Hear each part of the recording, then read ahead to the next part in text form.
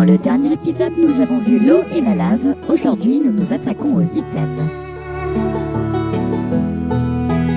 Allez, salut à tous, c'est CNDogs, on se retrouve aujourd'hui pour une nouvelle vidéo de Minecraft dans Cinema 80, un nouveau tutoriel consacré aujourd'hui aux items en 3D. Un tutoriel assez court, assez simple, mais pour vous montrer un petit peu la technique que j'utilise. Première chose à faire, c'est retrouver l'item.png dans votre dossier Minecraft qui vous permet d'avoir en fait tous les items sous cette forme d'image. Voilà, vous la voyez ici. Ensuite, on va créer un petit plan, on va glisser notre texture dessus, voilà. Et on va aller sélectionner l'item qu'on veut faire. Par exemple, admettons que je veuille faire une épée, hop, une épée en diams, parce que les épées en diams c'est toujours cool. Donc je dis je veux une épée en diams, et alors là on va compter combien de pixels elle fait en largeur et combien de pixels elle fait en longueur. Donc là je sais que de ce point, de ce pixel là à ce pixel là il y a 16 pixels, donc 1, 2, 3, 4, 5, 6, 7, 8, 9, 10, bon bref voilà jusqu'à 16. Et de même sur la hauteur, donc mon item en tout fait 16 par 16. Donc maintenant que je sais la taille de mon item en pixels, je vais pouvoir la rentrer ici sur mon plan. C'est à dire que la largeur ça va être 16 pixels soit 160 cm. Pour l'échelle que j'utilise bien sûr. Et puis idem dans les segments de largeur et de hauteur, très important, on va mettre 16 par 16 également.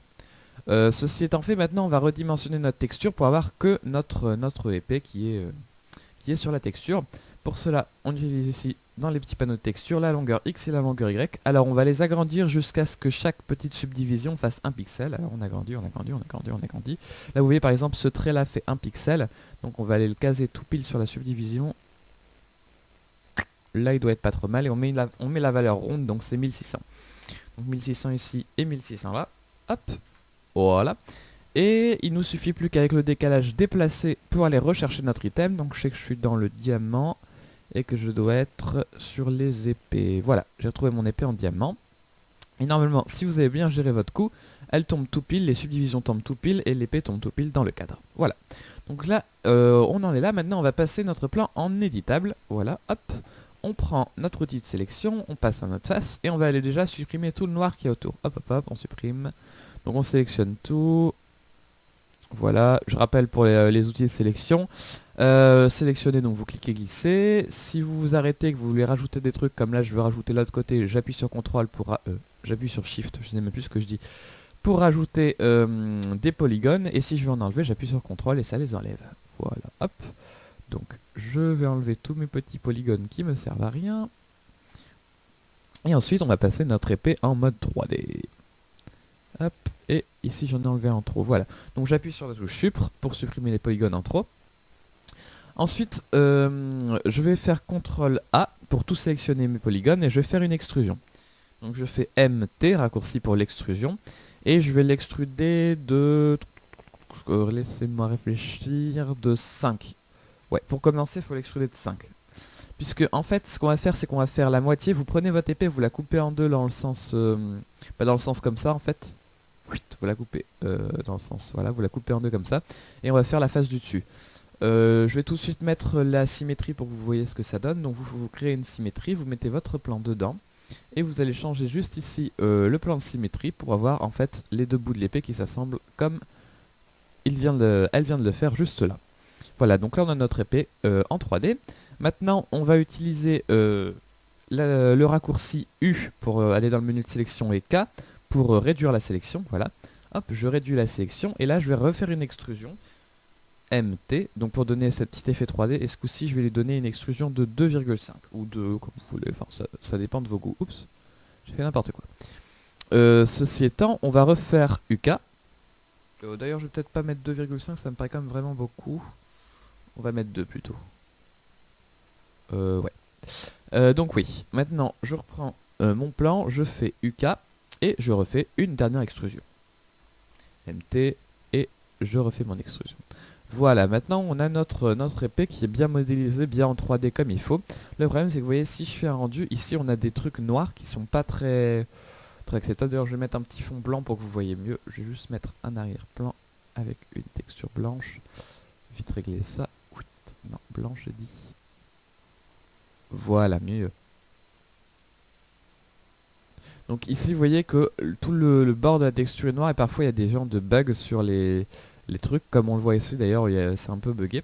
Donc ce qu'on va faire, c'est pour régler ce problème là, d'ailleurs je vais désactiver ma symétrie temporairement, on va utiliser l'outil de, on va retexturer tous les bords en fait, toutes les bordures qu'on a fait, et on va utiliser pour ça l'outil de sélection par boucle. Donc on appuie sur UL pour la sélection par boucle.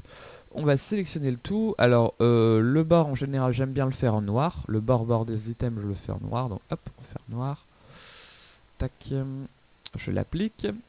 Ensuite on va sélectionner toutes les loupes qui sont en diamant. Donc ici on a un diamant. Là c'est du bois. Ici c'est encore du diamant. Alors pas tout. Ouais si tout. Je sais plus ce que je raconte. Voilà. Donc on a sélectionné toutes les loupes qui sont en diamant foncé. Donc diamant foncé, on va faire une nouvelle texture. Là, au lieu de recréer une texture, ce qu'on peut faire, c'est qu'on va cliquer sur la couleur, on va faire choisir couleur écran, puis on va choisir la couleur du diamant. Hop, on enlève la spécularité, bien sûr, comme toujours. Et je l'applique pour ma couleur de diamant foncé. Et puis on va faire le diamant clair. Donc quand je dis clair, c'est-à-dire qu'il est plus clair que le diamant en dessous. Hop, je sélectionne toutes les petites boucles. Voilà, je crée une nouvelle texture de diamant plus clair, tac, voilà, et je l'applique. Et si je réactive ma symétrie, pouf, là j'aurai une épée tout à fait nickel. Nickel chrome l'épée. Non, j'ai oublié un petit truc, je viens de le voir, c'est que j'ai oublié de retexturer aussi le manche, puisque le manche, étant donné qu'il est marron, on va lui mettre des petits contours marron. Hop, donc je crée une nouvelle texture, paf. Je choisis ma couleur à l'écran. Et je l'applique. Je l'applique. Voilà. Maintenant elle est nickel. Voilà, le manche est nickel. Si vous trouvez que les petits effets 3D se voient pas assez, je vous invite bien sûr à activer l'occlusion ambiante dans votre scène, dans vos effets de rendu ici, occlusion ambiante qui permet d'avoir, on va le voir tout de suite, ces petits effets d'ombrage alors qu'on n'a pas de lumière, on a ces petits effets d'ombrage sur le relief. Voilà, donc on a appris aujourd'hui un tutoriel assez court, hein, rien de très nouveau, c'est juste de la méthode. On a appris comment on faisait n'importe quel item, ça marche pour n'importe quel item en 3D dans Minecraft, dans Cinema 4D. C'est-à-dire qu'on part d'un plan avec la texture de l'item, ensuite on l'extrude, on le met dans une symétrie pour avoir une symétrie entre les deux, et puis on retexture les petits bouts qui ne vont pas. Voilà, c'était CNDox pour Minecraft dans Cinema 4D, et on se retrouve bientôt. Allez, salut à tous!